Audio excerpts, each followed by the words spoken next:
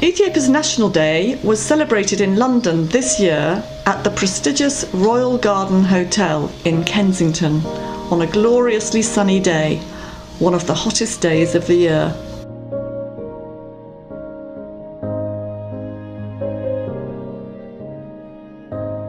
His Excellency Ambassador Haile Michael Abera greeted a wide range of guests from diplomatic missions, the Foreign Office, academia and elsewhere, among them archaeologists, parliamentarians, business people, investors, tour operators, members of the diaspora and friends of Ethiopia.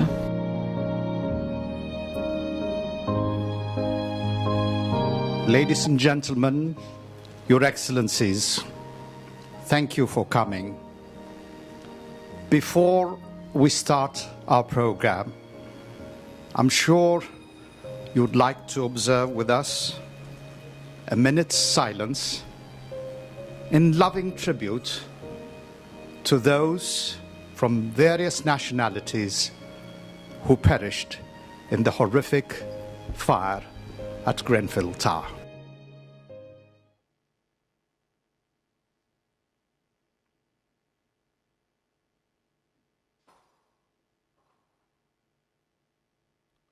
Thank you very much. On this auspicious occasion, we start our evening function with the national anthem of the Federal Democratic Republic of Ethiopia.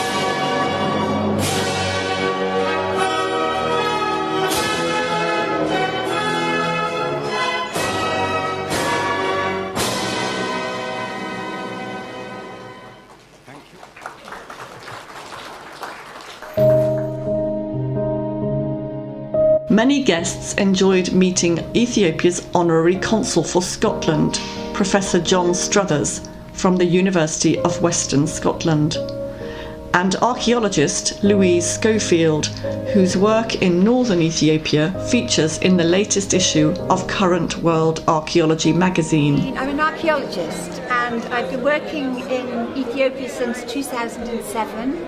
I arrived there and I completely fell in love with your country, so I haven't left it since. I spend about half of the year there, and we currently have a wonderfully exciting excavation at a site called Mariam Anza, very close to Hausien, in the very beautiful, atmospheric and picturesque Geralta Plateau. And we've discovered a site. We believe that the temple site dates back to Sabaean times, so maybe the same kind of date as Yeha, perhaps 5th back to 8th century BC. But the main area of the site we're excavating at the moment, we've discovered a forgotten, lost kingdom of the Aksumite Empire. We have a king, King Bazat of Agabo, and just last year we discovered a very big palace which is twice the size of the one at Dungar at Aksum. And we have a very lovely relationship with the local people, we're working a lot with the local people, and it's a wonderfully exciting time for us. TV star chef Levi Roots, who has a long-standing love of Ethiopia and whose reggae sauce is sold around the world, mingled with guests. Levi is a great fan of Ethiopian cuisine and spoke of the use he makes of Ethiopian spices in his recipes. I'm an entrepreneur. I run a business called Roots Reggae Sauce Limited, which is one of the largest Caribbean brand throughout the world, and it's fantastic that I've been invited here at the Ethiopian celebration, and it's brilliant. Yeah, and you? I'm Anita. I work in finance, and I've had the pleasure of being invited by Levi.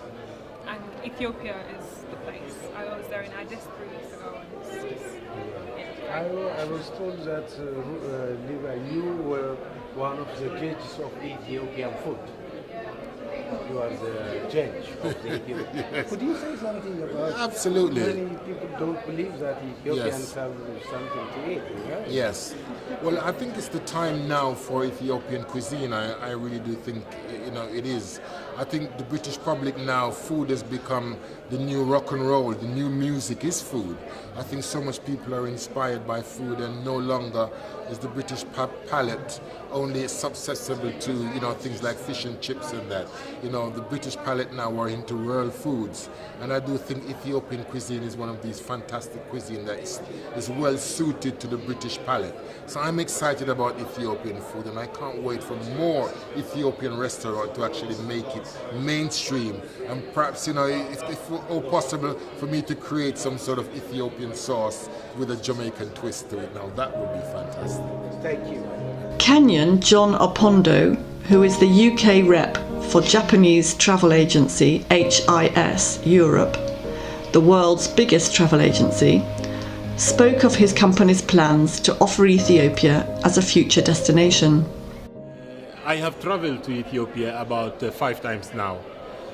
Ethiopia is a brilliant country. I've been to Aksum, I've been to Bahar Dar, I've been to Gondar, I've been to, of course, Addis several times. I love Yodo Abyssinia. I love the food there. I love Tej, I love Injera, I love Zirzir, I think, and a lot more.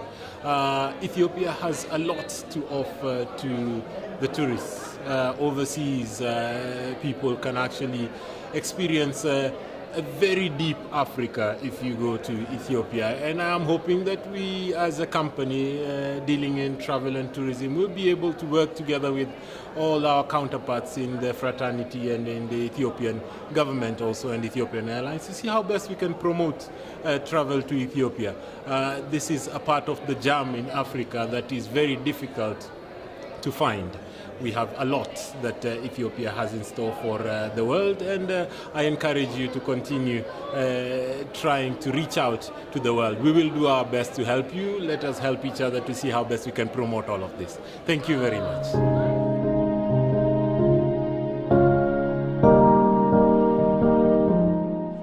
My home was in Addis, in a street called Hayahulet, and I loved it. But I also traveled to the south a lot, to Abasa, and north to Bassi and Ambasal. I also did the touristy things. I went to the Simien Mountains, and it's a beautiful country. Everybody should visit. Well, first of all, I have to say happy birthday for Ethiopian Airlines and the great history of Ethiopian Airlines, because it's 70 years old this year. But yes, Ethiopia, I have seen Ethiopia through 3 regimes. I grew up under Haile Selassie. I worked there also during the Derg regime. And I've also worked, and I continue to come back in this. So there's been huge amount of change. Very amazing in terms of some of the MDG goals and some economic issues. And the way in which the health system has been decentralized, reaching down to the Kabale, Warada, Mandar level. So there are many changes. Well, በአማርኛም ትንሽ እሞክራለሁ። አመሰግናለሁ። በኦሮምኛም አካም ጀርታ ለማለት እንችላለን። ማአሴኔም እንችላለን። ትንሽ አፋርኛ። ስለዚህ ሁሉንም ለመሞከር ክፍት ነንና In his speech to mark the occasion, the ambassador recalled that diplomatic relations between Ethiopia and the UK had existed since 1900, though there had been numerous contacts in the early 1890s and before. In the early 18th century, Scottish traveller James Bruce travelled along the Nile and lived in Ethiopia for over a decade. The ambassador praised the role that Britain had played in defeating Mussolini's occupying forces in Ethiopia. He then outlined the colossal changes that have taken place since the fall of the Derg regime in 1991, how 80+ nations and nationalities now have their rights guaranteed, the advantages of the federal system and regular elections, with women participating at every level. As a result of this transformation, peace has prevailed in the last 26 years. Ethiopia has an area of 1.14 million square kilometers. That is about 420 million square miles. It's a country of great diversity, and therefore the importance of federalism to include everyone. With the new constitution in place, the first multi-party elections took place in 1995. Elections are held every 5 years now. The last one was held in 2015. Women participation has been increasing, growing. At federal level, 40% of the 547-seat parliament, 40% are women. We need to do a lot more to actually have an equal number. At the state level, it's better. 50% of the legislators are women. At the local government, we have more women than men. Ethiopia has registered double-digit growth for the last 14 years, and this is set to continue. In its move towards becoming an industry-led economy, it is attracting both foreign direct investment and private equity investment. Vast industrial parks are transforming the economy, which will be carbon neutral by 2030.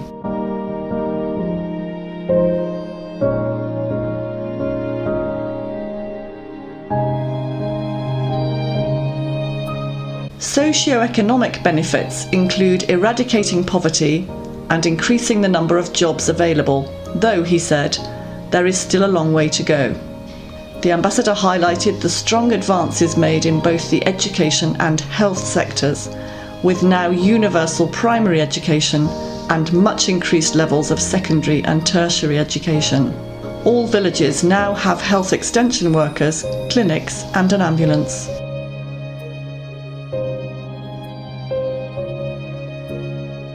Ethiopia met almost all the Millennium Development Goals, but even more work is needed on gender equality. Ethiopia is now seeking to attain the Sustainable Development Goals. Massive infrastructure projects are linking Ethiopia up with neighbouring countries and beyond, with new roads, railways and, of course, state-owned Ethiopian Airlines, just named Top African Airline of the Year for the second year in a row. It links Ethiopia to 85 countries around the world. Renewable energy produced by hydro dams already offers the cheapest electricity in the world to Ethiopia's neighbours, and in future this benefit will extend to the rest of Africa and beyond as the Grand Ethiopian Renaissance Dam comes online. The Grand Ethiopian Renaissance Dam, the GERD as it's called, raising our energy to 12,000 megawatts of electric generating capacity. This is not just for Ethiopia, it's for the whole region. Transmission lines are being constructed to Kenya, to Djibouti, it's completed, to Sudan, Tanzania, and to Egypt. And this is great news, indicating the need for collaborating and mutual development, mutual cooperation. So we all rise together. Ethiopia is a strong diplomatic partner within the AU and IGAD, where it works towards economic integration. Ethiopia is now a non-permanent member of the UN Security Council. Ethiopia's former health minister, Dr. Tedros, will soon take up his post as the first African Director General of the World Health Organization.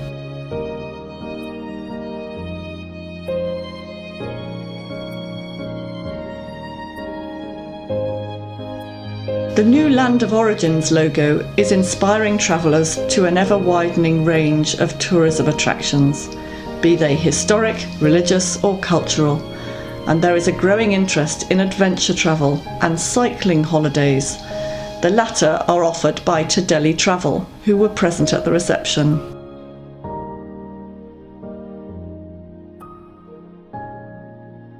The ambassador concluded by praising Ethio-UK cooperation in development, in promoting trade and investment and job creation, education, health and gender equality, the environment, and of course, helping to ensure peace and stability and fighting terrorism in the Horn region. We will work towards further strengthening our strategic partnership with the UK and the excellent cooperation in the areas of trade and investment and bilateral and multilateral matters. We would on this occasion like to express our heartfelt gratitude to the people and government of the United Kingdom for their multifaceted support. Thank you all for coming and joining us on this occasion. May I now make a toast for our friendship, partnership, and cooperation.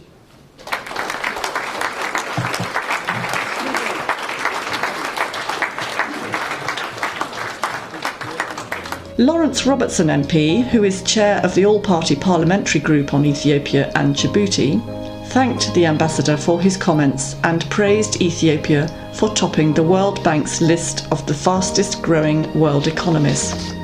The friendship between the United Kingdom and Ethiopia is a very important one, and I look forward to our countries moving forward together with even closer ties with one another, especially as we take the step of leaving the European Union. The close friendship between our countries is also visible through the diaspora present here in the UK. But in saying that, I would like to take a moment to remember those members of the Ethiopian community who sadly died in the tragic fire at Grenfell Tower last week. I was very sad to learn that embassy staff have also lost loved ones in that tragedy, and I would like to extend my sympathies to them and to the wider Ethiopian community here in London.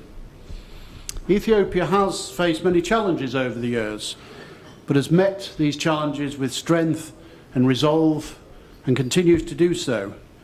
Unfortunately, for many of the years that we're talking about, much of the focus on Ethiopia centred on those challenges, particularly the difficulties in managing droughts. But the Ethiopian government showed strong leadership in the 2016 drought and put forward more than $700 million to meet the needs of their own people. And it's clear that the country's ability to deal with drought continues to improve. And I feel that increasingly the world is taking note of Ethiopia, at last not for its adversities, but in terms of its great potential and the impressive growth it's experienced over the past decade. And I welcome the fact that the country is finally being recognised for its great achievements and progress over the last 26 years. Ethiopia is a wonderful country, one which I've had the pleasure of visiting on many occasions, and I hope to do so again in the near future. It's also a truly exceptional country, being Africa's oldest independent country and one of the world's oldest civilizations. It's also an incredibly diverse place where people of different religions, tribes and cultures live alongside each other peacefully and harmoniously. Ethiopia has a unique cultural heritage, and it also has a strong Christian heritage. And across the world it's known for its coffee, its athletes, its industry, its natural beauty, and of course its people. Furthermore, year on year the country's economy continues to grow and diversify, and I was delighted to hear that the World Bank has predicted that Ethiopia will be the fastest growing economy in the world in 2017. So perhaps we've all got lessons to learn from your great country. Not only does the UK government take great interest in Ethiopia, but MPs individually do so as well. In the last Parliament, I was chairman of the all-party group for Ethiopia and Djibouti, and I do hope to take this role on again. The all-party group is, as it says, a cross-party group of MPs and Lords with an interest in the country, and we look to how we can increase cooperation and friendship between our two countries for the benefit of the UK and Ethiopia. In the past, Your Excellency, we've had you speak to the group on many occasions, and we continue to follow Ethiopia's progress and successes with great interest, and I very much hope that you'll be able to come and speak to us again very soon. So there is much to celebrate this evening, and I would like to thank you for inviting me to be here with all of you. I look forward to many more decades of success for Ethiopia, and I would like to assure you that the strengthening the friendship that we have will continue to be a priority, certainly for myself, in the work that I carry out. And I think I can say with some certainty for the government. Thank you very much indeed. Have a great evening. Thank you. Julie Green, author of the superlative Ethiopia Past and Present, a photographic memoir of Ethiopia extending over many years, spoke of her long-standing love of Ethiopia. I am, in fact, by marriage, would you believe, and of course several times, linked with Bob Geldof. That's a very long story, so I won't go into that now, but it was the most extraordinary discovery several years ago when I found this out.